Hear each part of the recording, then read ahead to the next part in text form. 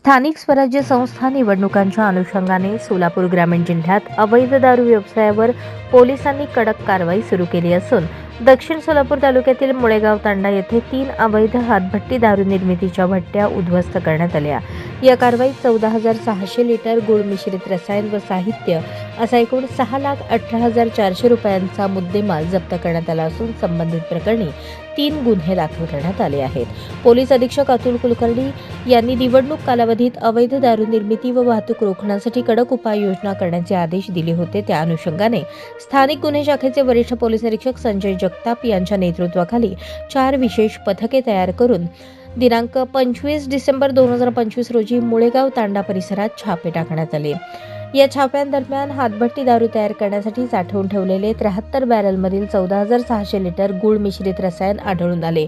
सदर रसायन साठा जागीच नष्ट करून पुढील कायदेशीर कारवाई करण्यात आली। निवडणूक कालावधीत अवैध दारू व्यवसाय करणाऱ्यांविरोधात अशीच कठोर कारवाई सुरू राहणार असून वारंवार गुन्हे करणाऱ्या इस्मांविरुद्ध प्रतिबंधक कारवाई करण्यात येणार असल्याचा इशारा पोलिसांनी दिला आहे।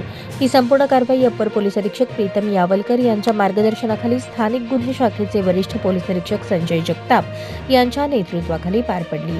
मोहिमेत सहाय्यक पोलीस निरीक्षक विशाल वायकर, नागनाथ खोडे, विजय शिंदे, भीमगोंडा पाटील यांच्यासह एकूण 24 अधिकारी आणि अंमलदार सहभागी होते।